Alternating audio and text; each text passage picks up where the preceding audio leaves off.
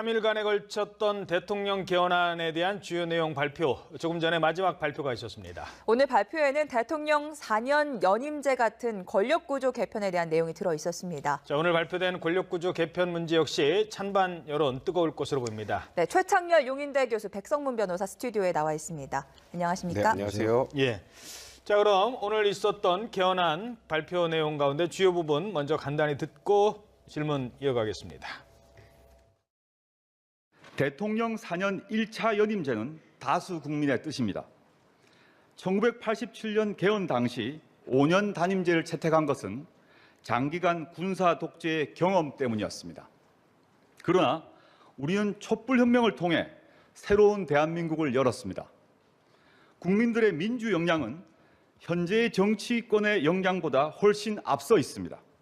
이제 책임 정치를 구현하고 안정되게 국정을 운영할 수 있는 대통령 4년 1차 연임제를 채택할 때가 되었습니다.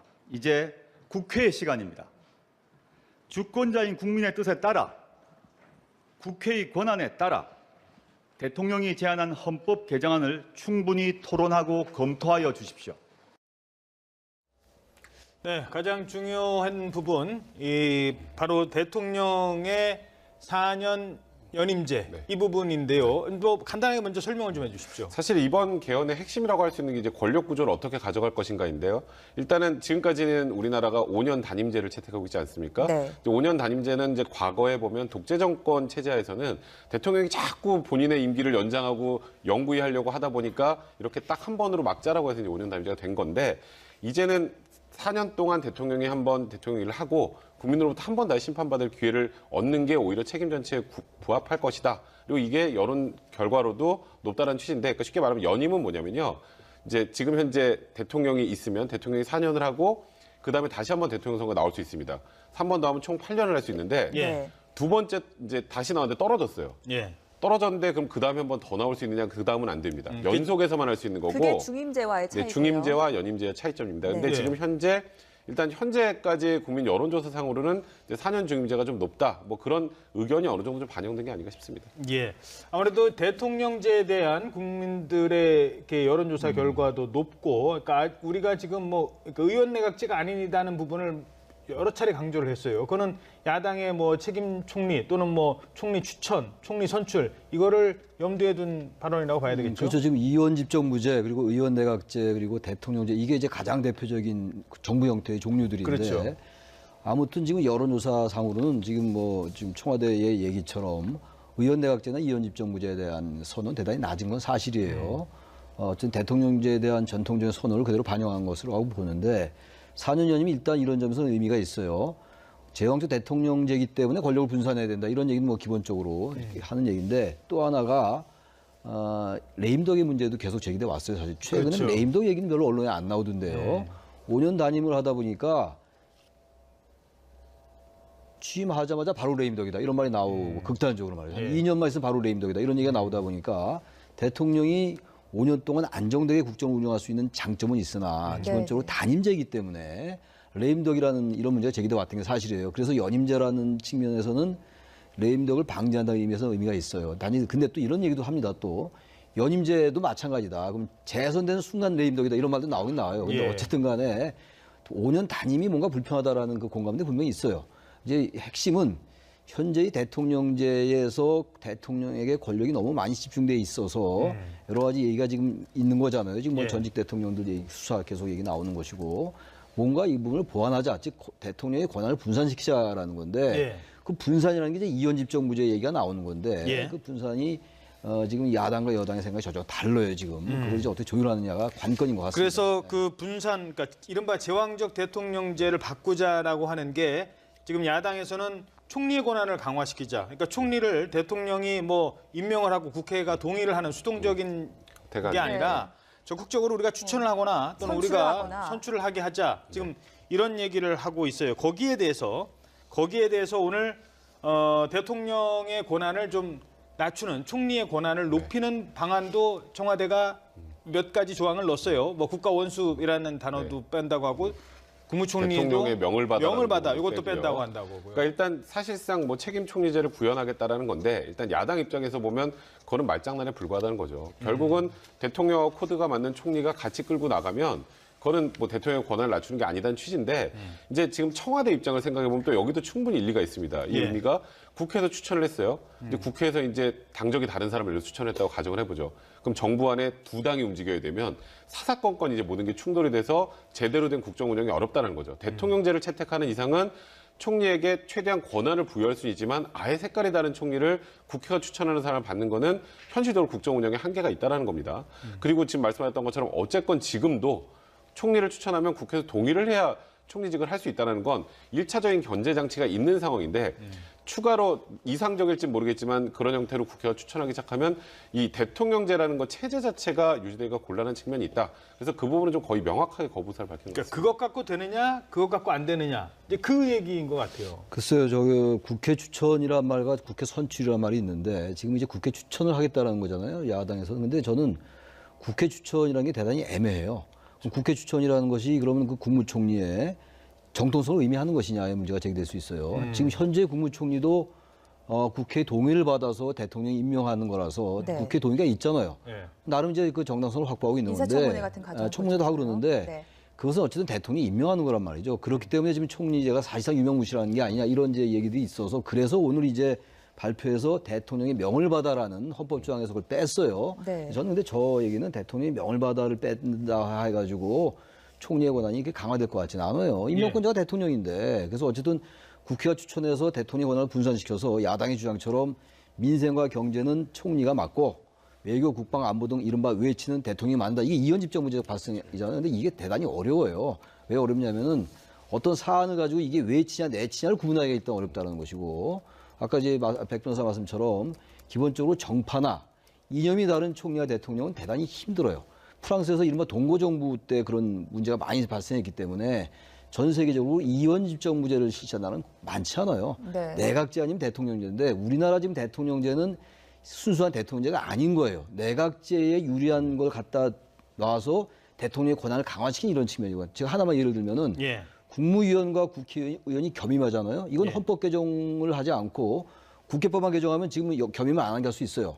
단지 지금 헌법에는 국회의원은 법률 정한직을 겸할 수 없다라고만 되어 있는데 국회법에서 이제 그걸 가능하게 만들어 놓은 거라서 이런 것들도 여당의 의원을 장관으로 임명해 놓으니까 국회가 현실적으로 행정부를 견제하는 이런 대통령제의 취지가 대단히 왜곡되고 있는 거예요. 하다못해 그런 것도 고치면요.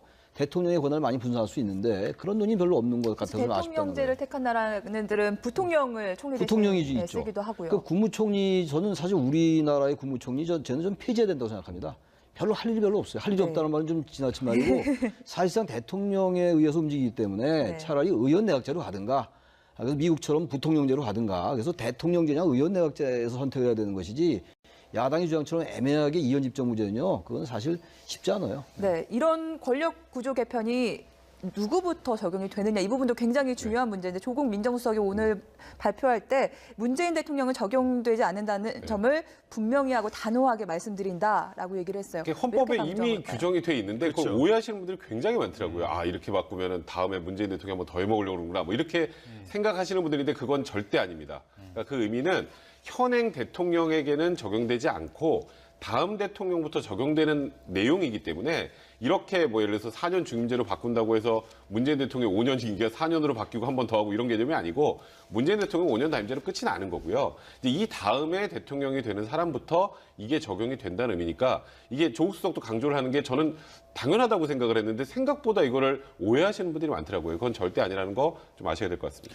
자, 그리고 또 하나가 이제 선거 연령과 관련된 겁니다. 그동안 많이 논란이 있었던 게 선거 연령을 18세로 낮출 것이냐라는 거였는데 이제 그런 논의가 많이 있어서 어느 정도 이제 입법화 과정은 돼 있었어요. 근데 네, 이제 그렇죠. 제가 하나 질문 드리고 싶은 거는 이거를 헌법에 명문화할 사안이냐. 그러니까 법률 조항이 있고 헌법 조항이 있지 않습니까? 헌법에 명문화할 만한 사안이냐 아니면 지금의 그대로 두고 법률만 바꿔도 할 수 있는 건데 헌법에 딱 못 박는 거냐 이런 논란이 있을 것 같아요. 제가 헌법학자가 아니기 때문에 그것까지 제가 자신 있게 말씀을 못 드리겠는데요. 저는 이 부분은 굳이 헌법에 명시하지 않아도 될 것 같아요. 지금 전 세계적인 추세는 18세인 건 맞아요. 네. OECD 국가에서도 지금 19세 이상을 유지하는 나라 거의 없어요, 지금.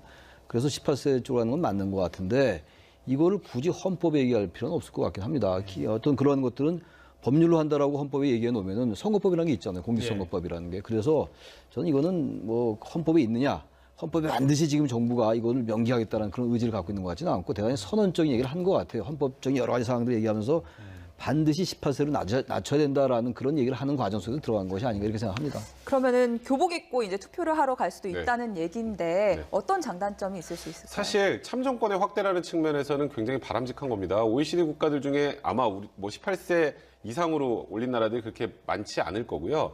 그리고 요즘에 이제 청소년들의 이제 정치 의식도 굉장히 많이 제고되어 있는 상황이기 때문에 어쨌건 국민에게 권리를 더 많이 부여해주는 쪽으로 이제 헌법의 정신을 만들어 가겠다라는 취지인 거거든요. 그러니까 이 부분과 관련해서는 제가 보기에도 뭐 여야 할 것 없이 이 딱 하나 논의만 가지고는 그닥 문제 제기할 것 같지는 않은데요. 다만 18세라는 부분을 만약에 헌법에 명기를 한다. 이거는 사실 법률사항입니다. 뭐 제가 이거는 단어에서 말씀드리는데 헌법상이라 법률사항인데 그만큼 선거 연령을 낮추겠다라는 의지를 헌법에 부여하겠다라는 그러니까 말씀하셨던 것처럼 다소 좀 선언적 의미의 그런 조항이 만약에 들어간다면 조항이라고 보시면 될 것 같습니다. 그리고 대통령의 이제 사면권과 관련된 내용입니다. 지금까지 사실 뭐 지금 드러나고 있는 것도 여러 가지 사면의 문제, 뭐 이건희 회장 같은 네. 경우도 지금 그런 얘기가 나오고 있지 않습니까? 과연 대통령의 사면권이 이게 정말로 그 자의적으로 행사하는 거를 막아야 되지 않겠느냐에 의해서 심사를 받도록 했어요, 이번에는. 근데 본래 지금도 이제 그러한 위원회의 심사를 거치죠. 지금도 거치기 때문에 그걸 이제 확고하게 헌법에 명시한다는 얘기인데요. 그것도 앞서 말씀드린 같은 맥락인 것 같아요. 그런 것들이 사실 지금도 적용되고 있는데 그럼에도 불구하고 적용되고 있음에도 불구하고 사실상 대통령의 의지대로 이렇게 사면이 이루어지잖아요. 특정한 정치인이라든지 기업인들 이런 것들 때문에 그런 것들을 원천적으로 방지하기 위해서 헌법에 넣는 것이 아닌가 생각되고 이 부분은 뭐 지금도 대통령이 자의적으로만 하는 것 같지는 않습니다. 현재로도. 예. 어떻게 보십니까, 사면? 사실 지금 말씀하셨던 것처럼 지금 현재도 이제 특별사면권 행사 관련해서 계속 이거는 대통령이 너무 마음대로 그냥 아무나 사면을 해주는 건 아니냐, 대통령의 권한으로 너무 많은 권한을 보여준 게 아니냐라 그래서 계속 이 사면권을 제한하려는 움직임들은 있어요. 그러니까 지금 사면심사위원회에서 심사도 하고 그래서 대상자를 선정하는데 현실적으로 보면 결국은 대통령의 의중이 반영될 수밖에 없는 구조가 아니냐라는 거기 논의에서 출발이 된 것 같고요. 그래서 지금 이걸 만약에 헌법에 집어넣는다면 특별사면권을 자의적으로 행사할 경우에 대통령에게 뭔가 가는 페널티까지 법률에 집어넣을 수 있는 그런 부분들은 있기 때문에 다소 지금 현재 상황보다는 진전된 것이긴 하지만 그래도 결국은 이렇게 만든다고 하더라도 대통령의 특별사면권 행사를 현실적으로 그러면 제한할 수 있느냐에 대해서는 좀 논의가 표면이 좀 달라요.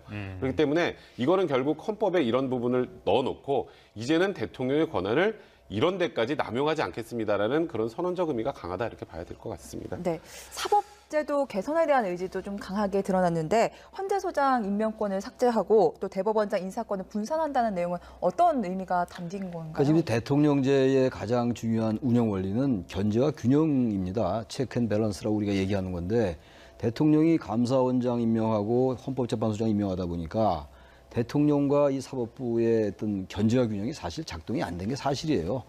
그런 점에서 이런 것들은 굉장히 중요한 입법부, 대통령의 사법부, 그럼요. 행정부가 이제 입법, 사법, 행정부가 철저히 견제와 균형을 해야 되는 것이고 그게 말하자면 정치학적으로 본다면 하나의 수평적 책임이거든요. 근데 우리나라에서는 대통령이 상당히 우월적 지위를 가졌던 건 사실입니다.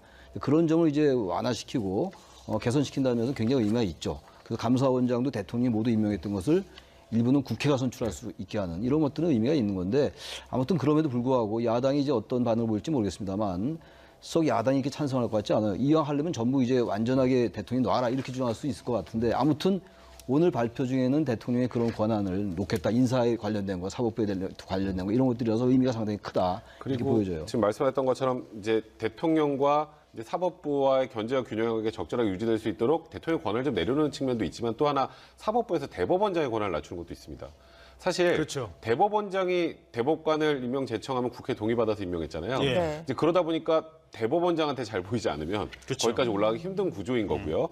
일반 법관 같은 경우에도 그 어쨌건 지금 임기제가 있는데 10년 임기제가 있는 것도 이제 폐지해서 완전하게 독립적인 권한을 주고 인사와 관련해서 그러니까 대법원장의 입김을 행사할 수 있는 걸 최소화하겠다는 거예요. 그래야 대법관 회의를 거치도록 그러니까 이제 했죠. 대법관 회의를 거치는 거니까요. 그러니까 확실히 대법원장의 힘이 조금 빠지는 거죠. 그런 면에서는 개개의 판사의 사법권의 독립에는 충분히 좀 기여할 수 있는 그런 측면은 분명히 있다 봐야 될 것 같습니다. 이런 것도 하나 있는 것 같아요. 그 말씀 들으니까 생각나는 게 제왕적 사법부란 말도 많이 있어요, 사실. 우리나라는 전부 이제 제왕적 대통령제라고 해서 이제 모든 쪽에 초점이 맞춰져 있는데 그쪽으로 사법부가 사실 견제받지 않는 권력이라는 면이 있어요. 우린 주로 검찰 경우만 많이 얘기하는데 예. 사법부를 견제할 수 있는 아무런 세력이 없습니다. 그래서 차제에 그런 점도 좀 우리가 유의 있게 볼 필요가 있다라는 생각도 좀 듭니다. 예, 알겠습니다. 자, 그리고 이 부분은 어떻게 해석하는지 좀 질문을 드려야 될 것 같은데요. 그 선거구제와 관련된 네네. 여러 가지 얘기가 나왔었는데 일단 하나 이번에 빠진 것부터 하나 먼저 짚어볼까요?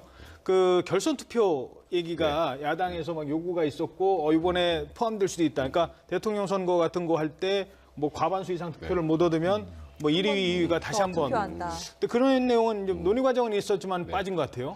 그 결선 투표를 하게 되면 뭐 투표를 한번 더 해야 되는 그런 뭐 비용의 문제나 여러 가지들을 고려한 것 같은데 예. 저는 그 부분은 만약에 이게 국회로 공이 넘어가서 협상을 한다면 협상의 대상이 될 수 있는 부분이라는 생각은 분명히 듭니다. 예. 어쨌건 뭐 지금 여러 명의 후보가 나오면 50% 미만의 득표를 해서 대통령이 돼서 대통령이 전권을 가지고 나라를 끌고 나가는 거에 대해서 좀 뭐 정당성이나 정통성이 좀 부족하다는 얘기들은 분명히 있기 때문에 확실하게 과반수 이상의 국민의 지지를 얻은 대통령을 대통령으로 선출을 하기 위해서는 결선 투표제 도입도 필요하다는 의견들이 굉장히 많기 때문에 이거는 지금 오늘 사실 지금까지 나온 내용들이요. 예. 조문을 우리가 본 건 아닙니다. 예. 지금 그냥 이렇게 바뀝니다. 그리고 오늘 오후 그렇죠. 4시 설명을 정도에 들어보고. 이제 조문이 전체적으로 네. 공개가 된다고 하는데 그 조문 전체로 공개된 다음에 어떤 부분이 빠지고 어떤 부분이 들어갔는지를 좀 확인하는 게 좀 더 필요하지 않을까. 물론 이제 지금 여기서 발언에서 빠졌다고 해도 그렇게 들어갈 있죠. 수는 있는 네. 거죠. 네.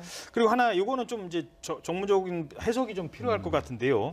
국회의석이 투표자의 의사에 비례하여 배분되어야 된다. 그러니까 이 얘기를 하면서 무슨 얘기를 했냐면요. 20대 총선 때 민주당, 새누리당 합산 득표율은 65%인데 두 당의 의석은 80%가 넘었다. 그러니까 이 비례대표 문제도 관련이 돼 있는 것 같고요.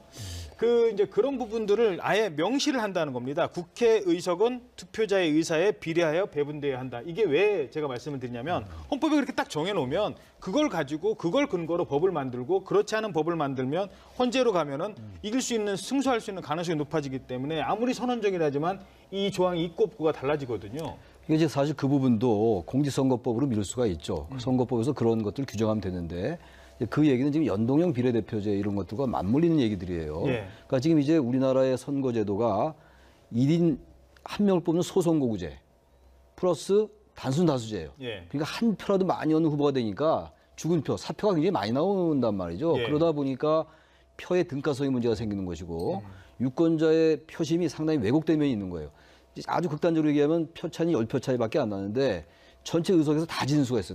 다 모든 그렇죠. 지역에서 예. 한 명만 뽑으니까 예. 한 표 차로 계속 이겼다. 그럼 그 정당이 다 됐는 이제 예. 극단적인 예입니다만 그런 면에서 국민들의 유권자의 정치적 의사가 골고루 비례적으로 반영되는 건 굉장히 중요합니다. 이건 보수 진보의 문제도 아니고 이념의 문제도 아닌데 그런 부분들을 강력하게 의식해서 지금 헌법에 넣은 거예요. 그래서 저는 점도 이제 그만큼 중요하다는 것을 선언적으로 얘기하는 거라서 지금 우리나라의 선거제도는 선거제도가 바뀌지 않으면 아무리 권력 구조를 바꾸고 정부 형태를 바뀐다 해도 정치 발전이 안 된다라는 그런 명제들은 많이 있는 거거든요. 그래서 저는 그런 의미에서 헌법에 명기하려 하는 것이 아닌가 이런 생각이 좀 듭니다. 네, 그러면서 이런 거에 온전하게 반영될 수 있도록 선거법을 개정해 주실 것을 희망합니다.까지 해봐 얘기를. 저는 그 내용은 사실 야당에게 약간 러브콜을 보내는 그런 내용들이 아닌가 싶어요. 뭐 저번 총선 생각해 보면 지금 현재 자유한국당 뭐 그 전실은 뭐 새누리당이었지만 자유한국당과 지금 민주당이 전체로 가졌던 이제 국민들의 그 표 퍼센트하고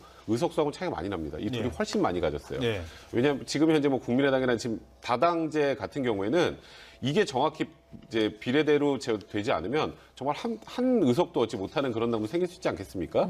그러니까 최대한 우리가 일정 부분 표를 얻으면 그만큼의 의석수를 확보할 수 있는 그런 선거구제를 만들자라는 취지이기 때문에 지금 현점에서 지금 원내 1, 2당을 제외한 뭐 지금 바른미래당이나 지금 민주평화당이나 정의당 입장에서는 충분히 환영할 만한 내용입니다. 이 선언적인 의미만으로도. 근데 이제 이걸 가지고 선거구제를 만들 때를 보면 항상 이제 막상 선거가 다가오면 본인 당에 제일 유리한 쪽으로 만들고 싶어 해서 이게 제대로 된 실현이 안 되는데 이렇게 헌법의 규정을 딱 해놓는 순간 그다음부터는 이에 맞지 않으면 그게 위헌이 될 수도 있기 때문에 이거는 아까 말씀하셨던 것처럼 민주주의의 정확한 구현이나 국민들의 투표의 가치, 1인 1표의 가치를 정확하게 반영한다는 측면에서는 좀 의미 있는 그런 조항이라고 봐야 될 것 같습니다.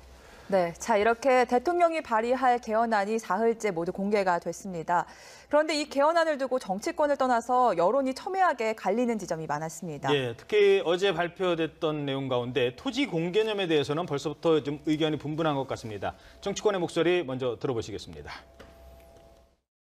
예를 들어서 한 달에 2천만 원의 이익을 내는 중소기업이 1,500만 원을 임대료에 내고 나머지 500만 원만 사실상의 그 이익으로 남는다는 이런 지대 경제의 현실, 이것을 개선하지 않고 우리 경제가 더 이상 성장할 수 있겠는가. 말하자면은 지대가 경제의 발목을 잡고 있는 현실을 개선해야 한다, 이런 점이고요. 또 하나는 일상 삶 속에서, 생활 속에서 말하자면 부동산을 얼만큼 가지고 있느냐에 따라서 자산의 양극화가 일어나고 있는데, 이 자산의 양극화가 소득의 양극화보다도 훨씬 더 심각해서 이것이 사회적인 갈등을 야기하는 잠재적인 어떤 위협으로 작용하고 있는 이 현실, 이것을 개선하지 않고 우리 사회의 통합을 유지할 수 있느냐, 이런 두 가지 측면에서 생각한다면 적어도 지금보다 토지 공개념의 개념이 조금은 더 강화될 필요가 있습니다. 북한이 지금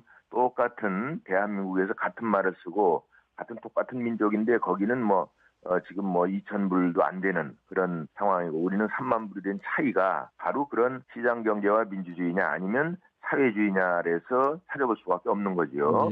그런 상황에서 우리가 많은 부분 이런 수정을 해가면서 소득 불평등이라든지 양극화라든지.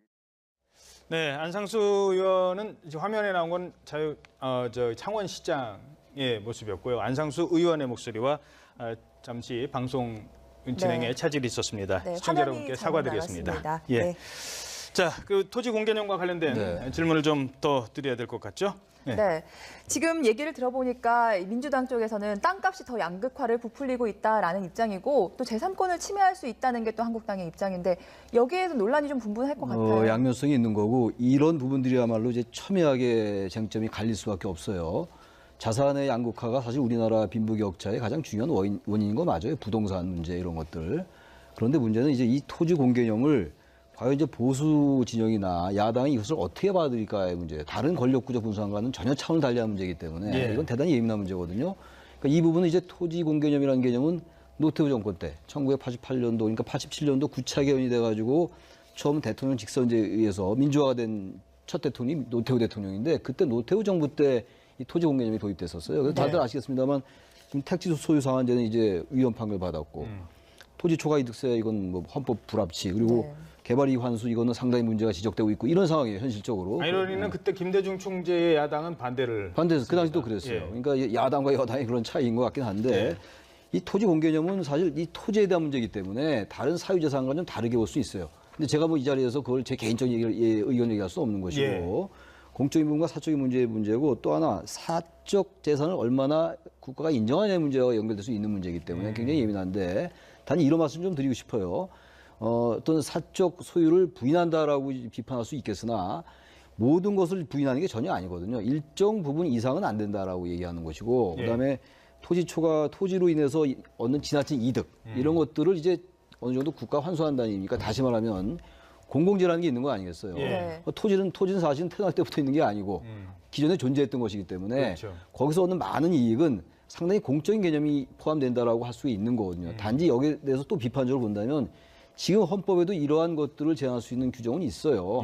공공의 이익에 한해서 규제할 수 있다 이런 선언적인 규정이 있기 때문에 굳이 꼭 이런 것들을 구체적으로 넣어야 되느냐 헌법에서 위헌이라고 판결 난 것까지 이런 얘기는 있을 수가 있는데 이거는 그야말로 정권이 자신들의 이념과 연관되는 문제이기 때문에 앞으로 치열한 토론이 정해질 것 같아요. 위헌이라고 판결 났으니까 넣으려고 하는 거죠. 바로 그래서 넣는 거죠. 그러니까 이 정권의 어떤 그런 이념적 지향이 그대로 드러나는 거라서 찬반이 굉장히 첨예하게 갈릴 것 같습니다. 이 부분은. 그러니까 이게 부동산이 계속 상승을 하게 되면 그러니까 이런 거죠. 그러니까 일을 통해서 돈을 버는 사람과 부동산이 상승해서 가만히 앉아서 돈을 버는 사람들을 비교를 하면 이제 다른 국민들이 상대적 박탈감을 느낄 수밖에 없는 거고 그게 오히려 사회 발전에 저해한다는 기본적인 틀이 있어요.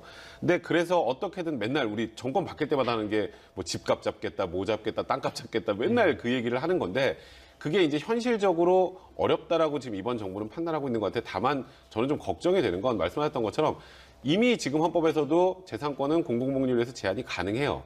그런데 굳이 토지 공개념이라는 개념을 넣는다면 옛날에 위헌받았던 걸 부활시키게 된다는 그런 뉘앙스로 딱 들릴 수밖에 없거든요. 예. 사실 이제 원래 조세를 이제 세금을 부과하려면 이익이 발생하면 거기에서 세금을 가져가는 건데 이제 토지 초과 이득세법 같은 경우는 땅값이 올라요.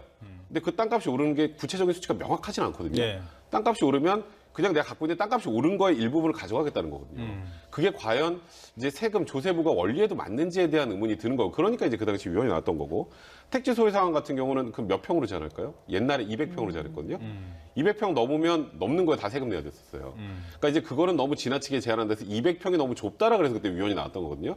그러니까 이런 부분을 그럼 어떻게 규정을 할 것인지에 대해서도 어느 정도 생각을 해야 될 것 같은데, 이제 문제는 이게 보수 쪽에서 보면 이건 너무 이미 헌법에도 제한할 수 있는 근거가 있는데 너무 좀 지나치게 좀 진보 쪽으로 나가는 게 아니냐 이제 하는 비판이 있을 수밖에 없는 거고요. 그리고 제 주변에서도 이 부분에 대해서 가장 문제 제기하는 분들이 많다, 뭐 이렇게 얘기가 나오고 있는 상황입니다. 예, 그러니까 지금 이제 이 논란이 되는 이유는 그동안 이런 정부의 정책이 위헌이라는 또는 헌법 불합치라는 판결을 받아서 제대로 시행을 되지 못했어요. 그런데 이걸 헌법에 넣는 순간 이제부터는 모든 게 달라지잖아요. 이제는 그런 위헌이 안 나오죠. 위헌이 이런 안 법이 나오기 생겨도. 때문에 그런 정책을 얼마든지 만들 수 있다는 그 근거가 마련되는 거 아니겠습니까? 그러니까 이제 그런 부분에 대해서 우려와 걱정을 하는 겁니다. 그러니까 뭐 지금 뭐 택지 소유 상한제나 뭐 토지 초과 이득세법이나 이런 게 무조건 제가 틀렸다는 개념이 아니라 이게 그 당시에도 너무 좀 포퓰리즘적인 그런 느낌도 있었고, 이게 지나치게 또 개인의 재산권을 심하게 제한한다. 말씀드렸던 것처럼 이게 또 그리고 조세를 부과하는 거에 대한 원리에도 좀 반한다. 이런 여러 가지 문제들이 복합이 돼서 위헌이 나왔는데, 지금 현재 헌법이 유지된다면 이런 법이 다시 생기면 또 위헌이 나오겠죠. 이게 헌법이 진짜로 정해진다면 실제로 부동산 투기 잡는 데는 효율적인가요? 그거는 효율적일 수 있죠. 왜냐하면 이거는 말 그대로 소유를 하는 것 자체에 대해서도 이제 부과라는 문제들이 생기기 때문에 이제 예. 그런 문제들이 저 생길 수 요 있는 제가 한 겁니다. 말씀 드리고 싶은 게 헌법에서 한번 위헌 판결이 나왔기 때문에 절대로 손대면 안 되는 판결이 나왔기 때문에 절대로 손대면 안 된다라는 것도 굉장히 위험한 말이에요. 네, 맞습니다. 왜냐하면 뭐 백 변호사 그런 얘기 했다는 게 아니라 헌법이라는 것은 국민들의 정치적 결단이에요. 약속이죠. 약속이 그러기 때문에 얼마든지 사회의 구성원들이 우린 그쪽으로 가겠다 합의한다면 아무런 문제 없어요. 대통령제를 갈 건지 내각제를 다 갈 국민이 건지를 결정하는 선택하는 거고, 거니까요. 예. 뭐 한때는 이제 내각제가 안 된다고 해서 또 다시 대통령제로 가고 이런 거 아니겠어요. 그래서 기본적으로 사회적인 역학관계에 의해서 결정되는 게 헌법이거든요. 그래서 정치적인 기획인 것이고 국민들의 정치적인 결단이란 말이죠. 그래서 많은 대다수의 국민들이 이 토지 문제 너무 심각하다. 토지의 값이 너무 많이 올라가지고 사실 80년대부터 너무 이 빈부격차가 벌어진 게 맞잖아요. 재벌의 그 비업무용 뭐 부동산 처분하라 이런 게 얼마나 많았어요. 지난 정권들에서도. 그래서 저는 이런 부분들도 국민들 상당수가 토지는 공개념이 적용돼야 되는 게 맞다고 한다면 과거의 헌법 불합치 판정이 내렸다 하더라도 헌법에 넣는 건 문제가 안 될 수 있다라는 말씀을 드리고 싶습니다. 예. 자, 그렇다면 이제 공은 국회로 넘어가게 됐습니다. 문재인 대통령이 26일 발의하겠다고 했고 과연 여야가 합의를 볼 수 있을지가 관건입니다. 네, 문 대통령과 청와대는 여야가 합의만 한다고 한다면 언제라도 대통령 개헌안을 철회할 수 있다는 입장인데 이 부분에 대해서 천정배 민주평화당 헌정특위위원장은 이렇게 얘기했습니다. 함께 들어보겠습니다.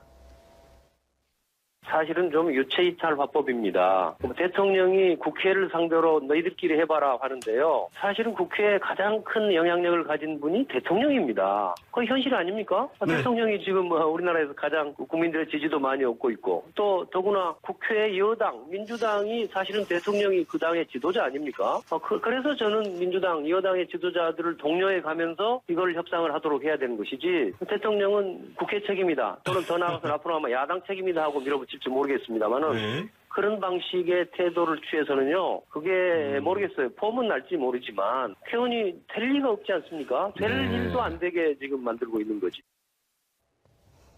네, 유체이탈 화법입니다. 이거 어서 많이 듣던 얘기를 또 저도 많이 듣던 얘기인데 등장했는데 민주평화당이 이번에 이제 이 부분은 굉장히 반대를 하고 있어요. 그게 아마 유축헌데 선거구제 문제 때문에 그런 것 같아요. 아까 말씀하신 그 연동형 비례대표제. 왜냐하면 이 이제 작은 정당들은 그 정당 투표가 활성화되고 연동형 비례대표제가 되면 의석이 늘어나잖아요. 그렇죠. 근데 지금 이제 그런 걸 얘기하지 않았기 때문에 이제 야당이 이걸 중심으로 해서 개헌연대가 나올 수 있지 않냐 얘기가 나오고 있기 때문에 네네네.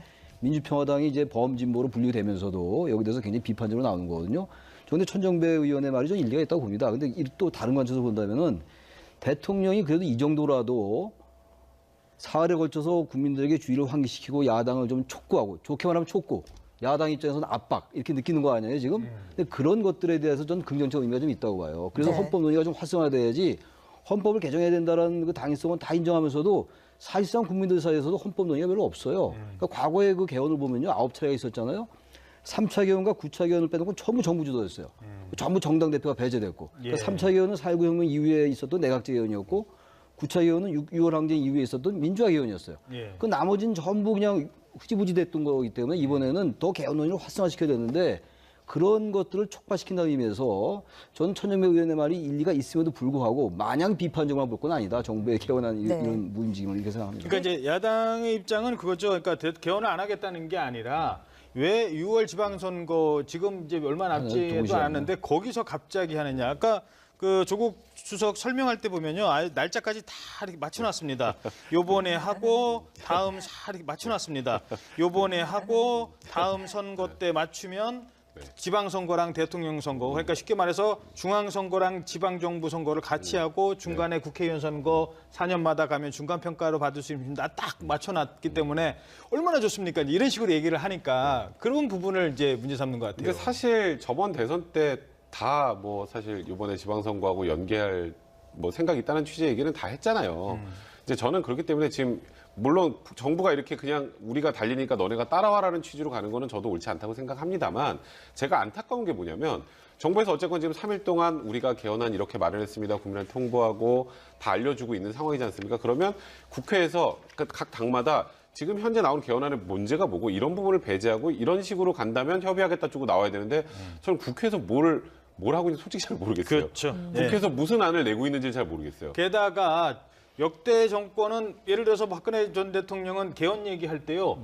뭐 개헌 얘기 나오면 그게 다 블랙홀입니다, 여러분. 블랙홀이다. 그거 개헌 지금 얘기하면 안 돼요. 그랬어요. 그러다가 갑자기 최순실 수사한다니까 느닷없이 국회 와가지고 개헌합시다 그랬거든요. 그렇죠. 그런 정략적인 움직임은 아니라는 겁니다. 원칙을 가지고 하겠다는 거고 먼저 시작을 하는 거고 그런 욕을 먹어가면서도 하겠다는 건데 문제는 야당이 지금 반대를 하고 있는 상황에서 지금 개헌한 내용 보니까 아니 그 지방선거 끝날 때까지 우리가 토지 공개념 어떻게 할 건지 뚝딱뚝딱 할 수 있겠습니까? 그다음에 동일임금 동일노동 우리가 그때까지 뚝딱뚝딱 안 되죠. 할 수 있겠어요? 현실적으로는 어떻게 보십니까? 근데 지금까지 국회가 아무것도 안 하고 있다가 지금 이제 개헌 논의합니다가 아니잖아요. 물론 예. 이거는 그동안에 엄청나게 국회에서도 많이 연구를 해왔던 겁니다. 그러니까 그중에서 어떻게 안을 마련해서 어떤 식으로 갈지는 선택만 하면 되는 정도의 수준이에요. 지금 여기서 공개념을 어쩌고저쩌고 뭐 이걸 어쩌고저쩌고는 아니에요. 물론 그 정도인데 일단 정부 주도 정부 그 구조만 가지고도 지금 내각 뭐 의원 집정부제까지는 아니래도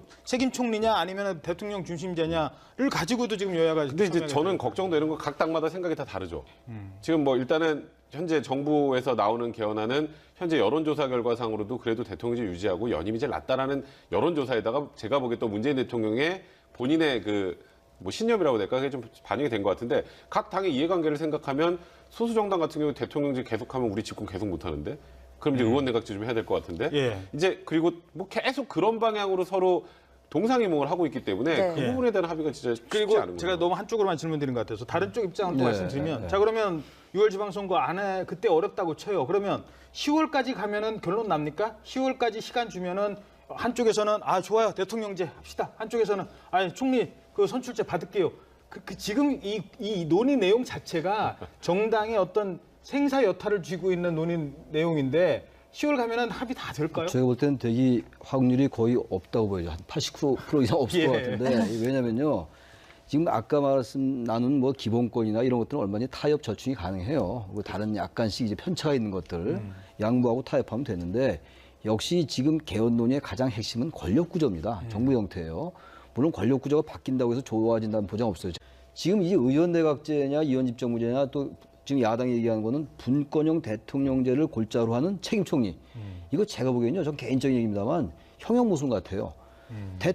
분권형 대통령제를 근간으로 하면서 책임 총리를 한다. 근데 이 책임 총리가 국회 선출 또는 국회 추천을 받는 거라면 이건 국무총리나 대통령이 다 이원적인 정통성을 갖고 있는 기관들이기 때문에 이건 지금의 국무총리하고는 차원을 달리하는 거예요. 충돌할 경우에 문제죠. 엄청 충돌을 누구 편을 들 수가 없어요. 예. 왜냐하면 헌법적인 정당성을 다 가지고 있기 때문에. 그렇죠. 그래서 이 부분은 야당도 적어도 현 단계에서 볼 때는 양보하지 않는 것처럼 보이고 집권당은 마찬가지예요. 그래서 이게 과연 저충될 것이냐 예. 이 부분 네. 때문에 대단히 회의적이에요. 예를 들어서 이 얘기하면 좀 더 길어집니다만 통일세 얘기를 한번 해보자고요. 통일세.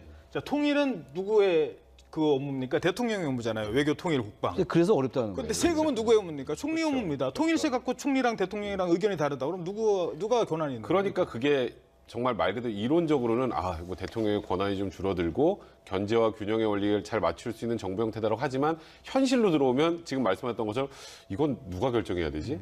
그리고 충돌할 수밖에 없는 구조고요. 예. 그리고 이게 아무리 내치와 외치를 분리한다고 하더라도 이게 예를 들어서 이념을 달리하는 두 명이 한 정부 안에 들어 있으면 그러면 이제 뭔가 모든 정책을 할 때마다 부딪힐 수밖에 없고 예. 그런 현실적인 문제들도 좀 야당도 좀 고려를 할 필요가 있지 않을까 네, 생각됩니다. 야사당의 기본적인 반대 이유는 일단 주체인 것 같습니다. 네. 대통령 주도의 개헌이 아니라 국회 주도의 개헌이 돼야 된다는 건데 그럼에도 불구하고 이번 대통령 발의 개헌안이 국회를 표결에 붙여질 가능성, 통과될 가능성은 뭐 어떻게 별로 없다고 보시는지. 봐야죠. 일단 야당은 분명한 입장을 보이고 있는 거기 때문에 그리고 어쨌든 국회 제적 3분의 2의 찬성이 필요하기 때문에 이것이 그대로 붙여진다면 야당은 설령 뭐 그러지도 않겠습니다만 네. 정부 여당의 그런 개헌안에 상당 부분 동의한다 하더라도 절차적 측면에서 반대할 가능성이 높다고 생각합니다. 예, 알겠습니다.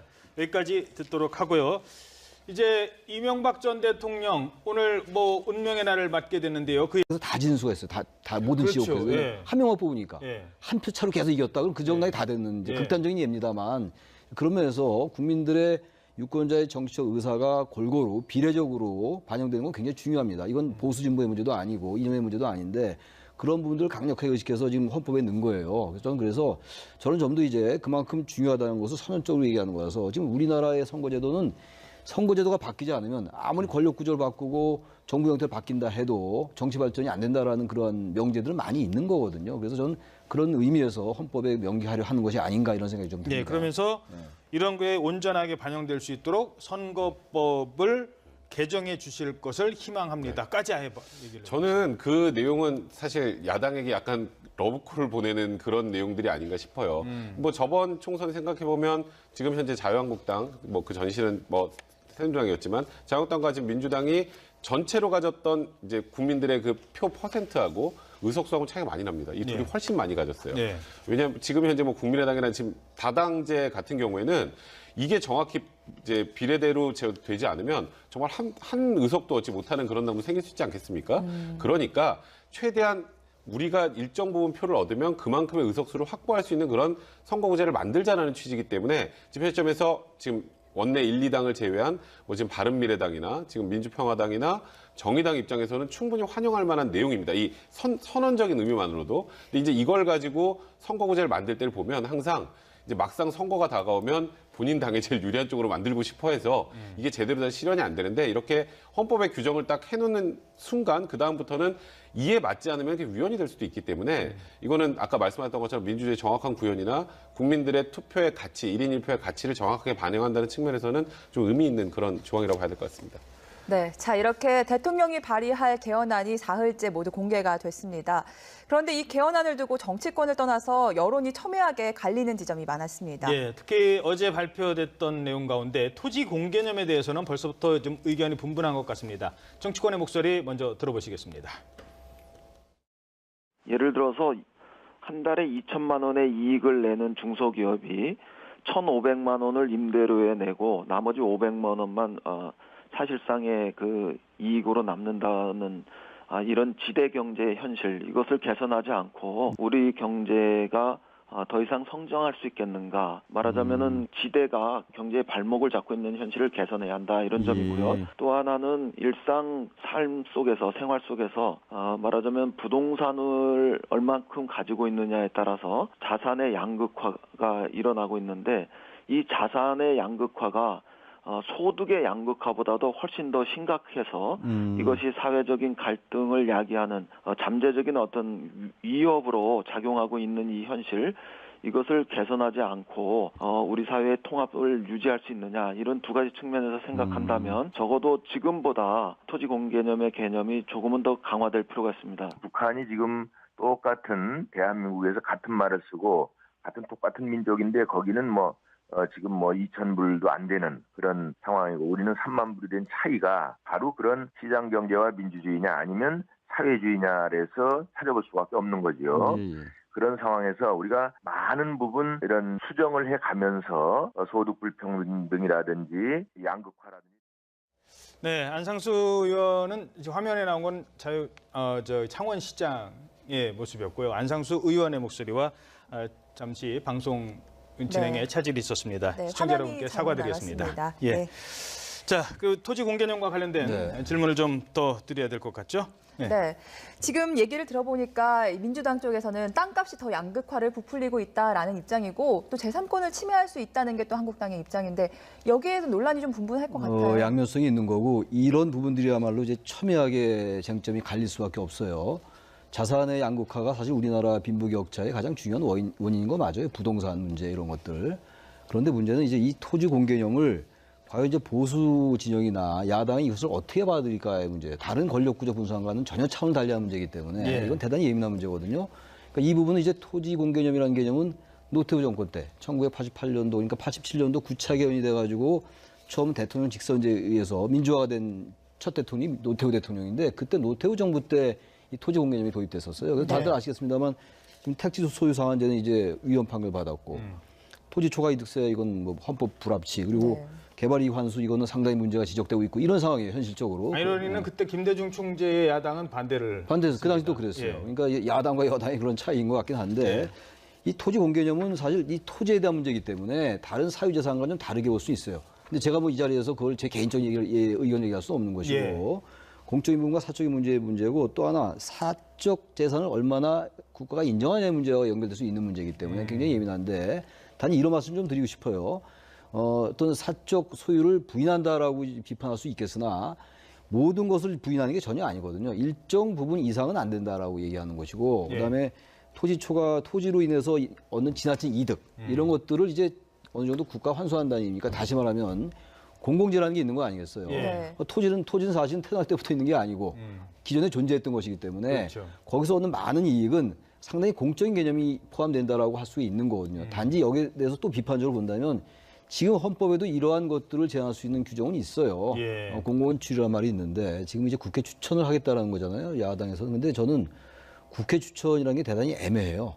국회 추천이라는 것이 그러면 그 국무총리의 정통성을 의미하는 것이냐의 문제가 제기될 수 있어요. 지금 현재 국무총리도 국회 동의를 받아서 대통령이 임명하는 거라서 네. 국회 동의가 있잖아요. 예. 나름 이제 그 정당성을 확보하고 있는 건데 인사청문회 같은 과정을 청문회도 하고 거치잖아요. 그러는데 네. 그것은 어쨌든 대통령이 임명하는 거란 말이죠. 그렇기 때문에 지금 총리제가 사실상 유명무실한 게 아니냐 이런 이제 얘기들이 있어서 그래서 오늘 이제 발표해서 대통령이 명을 받아라는 헌법 조항에서 그걸 뺐어요. 네. 저는 근데 저 얘기는 대통령이 명을 받아를 뺀다 해가지고 총리의 권한이 이렇게 강화될 것 같지는 않아요. 임명권자가 대통령인데 그래서 어쨌든 국회가 추천해서 대통령의 권한을 분산시켜서 야당의 주장처럼 민생과 경제는 총리가 맡고 외교, 국방, 안보 등 이른바 외치는 대통령이 만다. 이게 이원집적 문제가 발생이잖아요. 근데 이게 대단히 어려워요. 왜 어렵냐면은 어떤 사안을 가지고 이게 외치냐 내치냐를 구분하기가 일단 어렵다는 것이고 아까 이제 백 변호사 말씀처럼 기본적으로 정파나 이념이 다른 총리와 대통령은 대단히 힘들어요. 프랑스에서 이른바 동고정부 때 그런 문제가 많이 발생했기 때문에 전 세계적으로 이원집정무제를 실시한다는 많지 않아요. 네. 내각제 아니면 대통령제인데 우리나라 지금 대통령제는 순수한 대통령제가 아닌 거예요. 내각제에 유리한 걸 갖다 놔서 대통령의 권한을 강화시킨 이런 측면이고 제가 하나만 예를 들면은 예. 국무위원과 국회의원이 겸임하잖아요. 이건 예. 헌법 개정을 하지 않고 국회법만 개정하면 지금 겸임을 안 하게 할 수 있어요. 단지 지금 헌법에는 국회의원은 법률 정한직을 겸할 수 없다라고만 되어 있는데 국회법에서 이제 그걸 가능하게 만들어 놓은 거라서 이런 것들도 여당의 의원을 장관으로 임명해 놓으니까 국회가 현실적으로 행정부를 견제하는 이런 대통령제의 취지가 대단히 왜곡되고 있는 거예요. 하다못해 그런 것도 고치면요. 대통령의 권한을 많이 분산할 수 있는데 그런 논의 별로 없는 것 같아서 아쉽다는 거예요. 대통령제를 택한 나라들은 부통령을 총리 부통령이지 대신에 있죠. 쓰기도 하고요. 그 국무총리 저는 사실 우리나라의 국무총리 저는 좀 폐지해야 된다고 생각합니다. 별로 할 일이 별로 없어요. 할 일이 네. 없다는 말은 좀 지나친 말이고 사실상 대통령에 의해서 움직이기 때문에 네. 차라리 의원 내각제로 가든가 그래서 미국처럼 부통령제로 가든가 그래서 대통령제냐 의원 내각제에서 선택을 해야 되는 것이지 야당의 주장처럼 애매하게 이원집정무제는요. 그건 사실 쉽지 않아요. 네, 이런 권력 구조 개편이 누구부터 적용이 되느냐 이 부분도 굉장히 중요한 문제인데 조국 민정수석이 오늘 발표할 때 문재인 대통령은 적용되지 않는다는 점을 분명히 하고 단호하게 말씀드린다라고 얘기를 했어요. 헌법에 이렇게 이미 강조한 규정이 돼 있는데 그걸 그렇죠. 오해하시는 분들이 굉장히 많더라고요. 아 이렇게 바꾸면 다음에 문재인 대통령이 한번 더 해먹으려고 그러는구나. 뭐 이렇게 생각하시는 분들인데 그건 절대 아닙니다. 그러니까 그 의미는 현행 대통령에게는 적용되지 않고 다음 대통령부터 적용되는 내용이기 때문에 이렇게 뭐 예를 들어서 4년 중임제로 바꾼다고 해서 문재인 대통령 5년 임기가 4년으로 바뀌고 한 번 더 하고 이런 개념이 아니고 문재인 대통령 5년 단임제로 끝이 나는 거고요. 이제 이 다음에 대통령이 되는 사람부터 이게 적용이 된다는 의미니까 이게 조국 수석도 강조를 하는 게 저는 당연하다고 생각을 했는데 생각보다 이거를 오해하시는 분들이 많더라고요. 그건 절대 아니라는 거 좀 아셔야 될 것 같습니다. 자, 그리고 또 하나가 이제 선거 연령과 관련된 네. 겁니다. 그동안 많이 논란이 있었던 게 선거 연령을 18세로 낮출 것이냐라는 거였는데 이제 그런 논의가 많이 있어서 어느 정도 이제 입법화 과정은 돼 있었어요. 근데 네, 이제 그렇죠.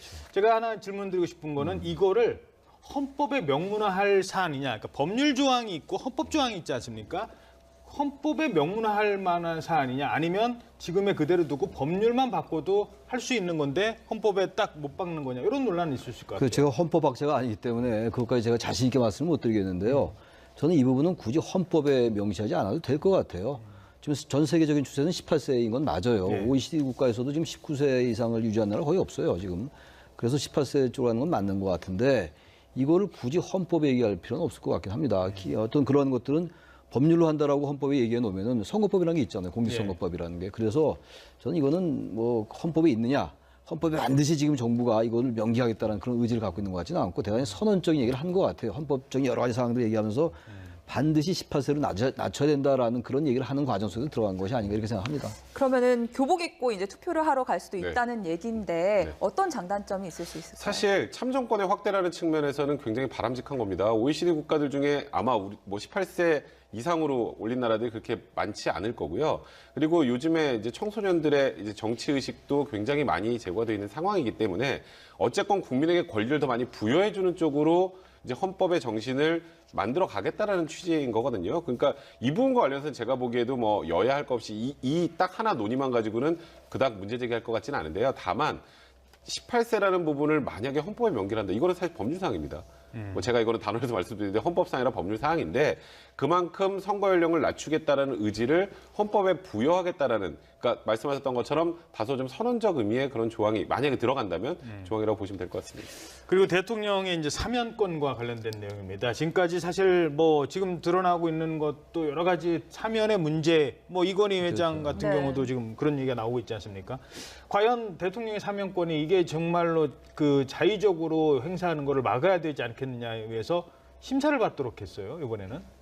근데 본래 지금도 이제 그러한 위원회의 심사를 거치죠. 지금도 거치기 때문에 그걸 이제 확고하게 헌법에 명시한다는 얘기인데요.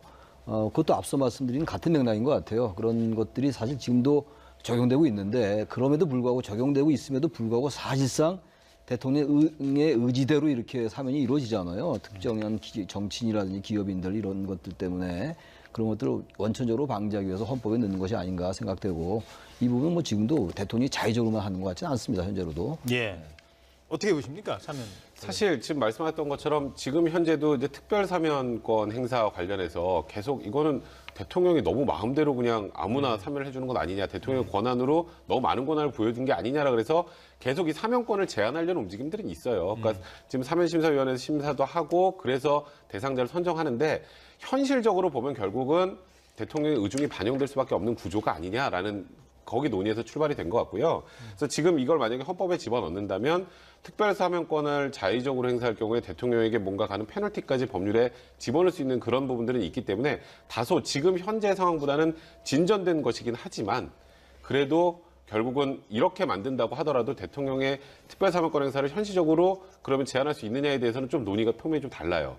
그렇기 때문에 이거는 결국 헌법에 이런 부분을 넣어놓고 이제는 대통령의 권한을 이런 데까지 남용하지 않겠습니다라는 그런 선언적 의미가 강하다 이렇게 봐야 될 것 같습니다. 네, 사법제도 개선에 대한 의지도 좀 강하게 드러났는데 헌재소장 임명권을 삭제하고 또 대법원장 인사권을 분산한다는 내용은 어떤 의미가 담긴 건가요? 그러니까 지금 대통령제의 가장 중요한 운영 원리는 견제와 균형입니다. 체크 앤 밸런스라고 우리가 얘기하는 건데 대통령이 감사원장 임명하고 헌법재판소장 임명하다 보니까 대통령과 이 사법부의 어떤 견제와 균형이 사실 작동이 안 된 게 사실이에요.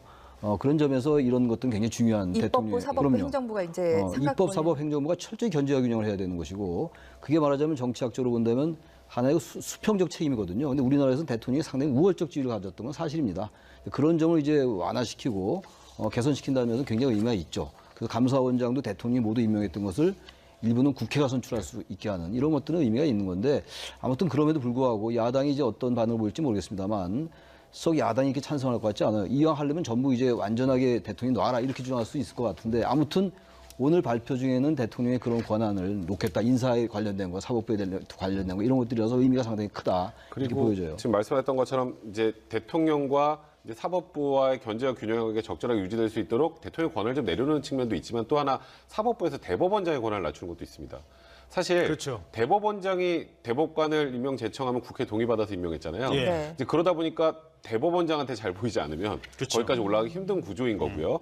일반 법관 같은 경우에도 그 어쨌건 지금 임기제가 있는데 10년 임기제가 있는 것도 이제 폐지해서 완전하게 독립적인 권한을 주고 인사와 관련해서 대법관, 그러니까 대법원장의 입김을 행사할 수 있는 걸 최소화하겠다는 거예요. 그래야 대법관 회의를 거치도록 그러니까 이제 했죠. 대법관 회의를 거치는 거니까요. 그러니까 확실히 대법원장의 힘이 조금 빠지는 거죠. 그런 면에서는 개개의 판사의 사법권의 독립에는 충분히 좀 기여할 수 있는 그런 측면은 분명히 있다 봐야 될 것 같습니다. 이런 것도 하나 있는 것 같아요. 그 말씀 들으니까 생각나는 게 제왕적 사법부란 말도 많이 있어요, 사실. 우리나라는 전부 이제 제왕적 대통령제라고 해서 이제 모든 쪽에 초점이 맞춰져 있는데 그쪽으로 사법부가 사실 견제받지 않는 권력이라는 면이 있어요. 우리는 주로 검찰 경우만 많이 얘기하는데 예. 사법부를 견제할 수 있는 아무런 세력이 없습니다. 그래서 차제에 그런 점도 좀 우리가 유의 있게 볼 필요가 있다라는 생각도 좀 듭니다. 예, 알겠습니다. 자, 그리고 이 부분은 어떻게 해석하는지 좀 질문을 드려야 될 것 같은데요. 그 선거구제와 관련된 네네. 여러 가지 얘기가 나왔었는데 일단 하나 이번에 빠진 것부터 하나 먼저 짚어볼까요? 그 결선 투표 얘기가 야당에서 막 요구가 있었고 이번에 포함될 수도 있다. 그러니까 대통령 선거 같은 거 할 때 뭐 과반수 이상 투표를 못 얻으면 뭐 1위, 2위가 다시 한번. 투표한다. 근데 그런 내용은 좀 논의 과정은 있었지만 빠진 것 같아요. 그 결선 투표를 하게 되면 뭐 투표를 한번 더 해야 되는 그런 뭐 비용의 문제나 여러 가지들을 고려한 것 같은데 예. 저는 그 부분은 만약에 이게 국회로 공이 넘어가서 협상을 한다면 협상의 대상이 될 수 있는 부분이라는 생각은 분명히 듭니다. 예. 어쨌건 뭐 지금 여러 명의 후보가 나오면 50% 미만의 득표를 해서 대통령이 돼서 대통령이 전권을 가지고 나라를 끌고 나가는 거에 대해서 좀 뭐 정당성이나 정통성이 좀 부족하다는 얘기들은 분명히 있기 때문에 확실하게 과반수 이상의 국민의 지지를 얻은 대통령을 대통령으로 선출을 하기 위해서는 결선 투표제 도입도 필요하다는 의견들이 굉장히 많기 때문에 이거는 지금 오늘 사실 지금까지 나온 내용들이요. 예. 조문을 우리가 본 건 아닙니다. 예. 지금 그냥 이렇게 바뀝니다. 그리고 오늘 오후 그렇죠. 4시 설명을 정도에 들어온 이제 거고. 조문이 전체적으로 네. 공개가 된다고 하는데 그 조문 전체로 공개된 다음에 어떤 부분이 빠지고 어떤 부분이 들어갔는지를 좀 확인하는 게 좀 더 필요하지 않을까. 물론 이제 지금 여기서 발언에서 빠졌다고 해도 그렇게 들어갈 수는 있는 거죠. 네. 그리고 하나 이거는 좀 이제 정무적인 해석이 좀 필요할 것 같은데요. 국회의석이 투표자의 의사에 비례하여 배분되어야 된다. 그러니까 이 얘기를 하면서 무슨 얘기를 했냐면요. 20대 총선 때 민주당, 새누리당 합산 득표율은 65%인데 두 당의 의석은 80%가 넘었다. 그러니까 이 비례대표 문제도 관련이 돼 있는 것 같고요. 이제 그런 부분들을 아예 명시를 한다는 겁니다. 국회의석은 투표자의 의사에 비례하여 배분되어야 한다. 이게 왜 제가 말씀을 드리냐면 헌법에 그렇게 딱 정해놓으면 그걸 가지고 그걸 근거로 법을 만들고 그렇지 않은 법을 만들면 헌재로 가면은 이길 수 있는 승소할 수 있는 가능성이 높아지기 때문에 아무리 선언적이라지만 이 조항이 있고 없고가 달라지거든요. 이게 이제 사실 그 부분도 공직선거법으로 미룰 수가 있죠. 선거법에서 그런 것들을 규정하면 되는데 그 얘기는 지금 연동형 비례대표제 이런 것들과 맞물리는 얘기들이에요. 예. 그러니까 지금 이제 우리나라의 선거제도가 1인 1명을 뽑는 소선거구제 플러스 단순 다수제예요. 예. 그러니까 한 표라도 많이 얻는 후보가 되니까 죽은 표, 사표가 굉장히 많이 나온단 말이죠. 예. 그러다 보니까 표의 등가성의 문제가 생기는 것이고 유권자의 표심이 상당히 왜곡된 면이 있는 거예요. 아주 극단적으로 얘기하면 표차는 10표 차이밖에 안 나는데 전체 의석의 이익에 한해서 뭐 규제할 수 있다 이런 선언적인 규정이 있기 때문에 굳이 꼭 이런 것들을 구체적으로 넣어야 되느냐 헌법에서 위헌이라고 판결 난 것까지 이런 얘기는 있을 수가 있는데 이거는 그야말로 정권이 자신들의 이념과 연관되는 문제이기 때문에 앞으로 치열한 토론이 정해질 것 같아요. 위헌이라고 판결 났으니까 넣으려고 하는 거 논의하는 거죠. 아니겠습니까? 바로 그래서 넣는 거죠. 그러니까 예. 이 정권의 어떤 그런 이념적 지향이 그대로 드러나는 거라서 뭐 찬반이 굉장히 첨예하게 갈 것 같습니다. 이 부분은. 그러니까 이게 부동산이 계속 상승을 하게 되면 네. 그러니까 이런 거죠. 그러니까 일을 통해서 돈을 버는 사람과 부동산이 상승해서 가만히 앉아서 돈을 버는 사람들을 비교를 하면 이제 다른 국민들이 상대적 박탈감을 느낄 수밖에 없는 거고 그게 오히려 사회 발전에 저해한다는 기본적인 틀이 있어요. 근데 그래서 어떻게든 맨날 우리 정권 바뀔 때마다 하는 게 뭐 집값 잡겠다, 뭐 잡겠다, 땅값 잡겠다 맨날 그 얘기를 하는 건데 그게 이제 현실적으로 어렵다라고 지금 이번 정부는 판단하고 있는 것 같아요. 다만 저는 좀 걱정이 되는 건 말씀하셨던 것처럼 이미 지금 헌법에서도 재산권은 공공복리를 위해서 제한이 가능해요.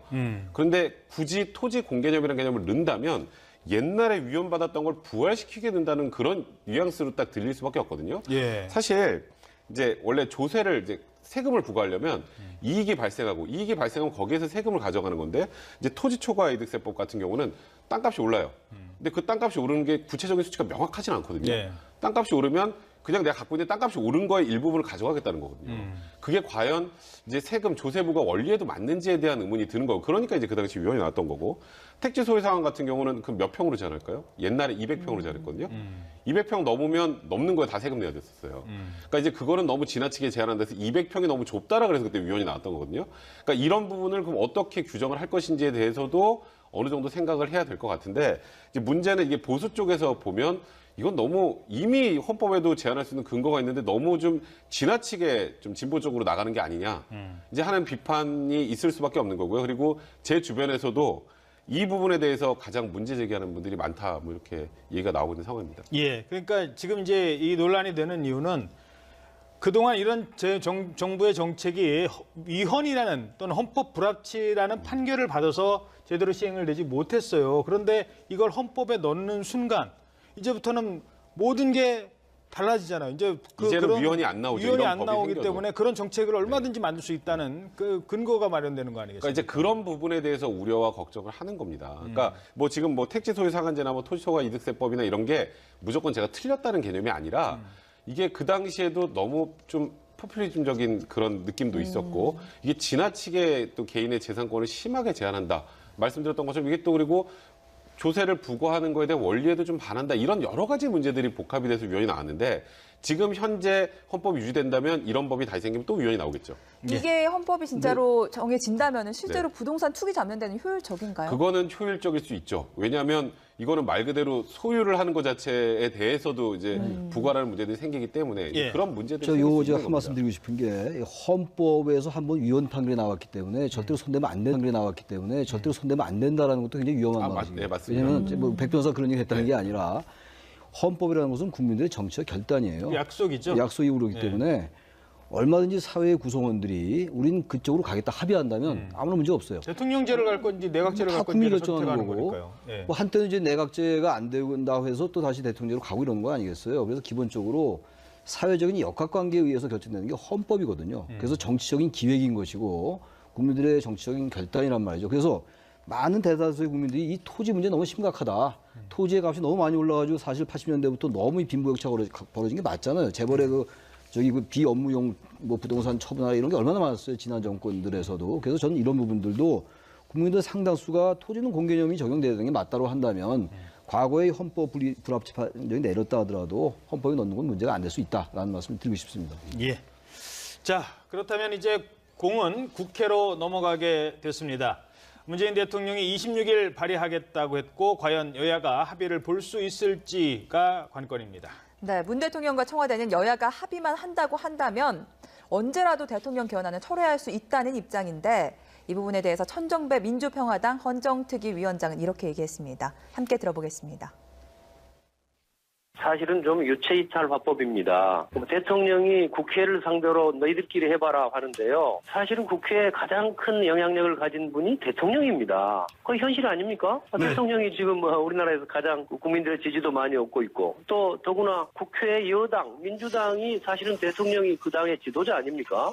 그래서 저는 민주당, 여당의 지도자들을 독려해 가면서 이걸 협상을 하도록 해야 되는 것이지 대통령은 국회 책임이다. 또는 더 나아가서 앞으로 아마 야당 책임이다 하고 밀어붙일지 모르겠습니다만은 그런 방식의 태도를 취해서는요. 그게 모르겠어요. 폼은 날지 모르지만 개헌이 될 리가 없지 않습니까? 될 일도 안 되게 지금 만들고 있는 거지.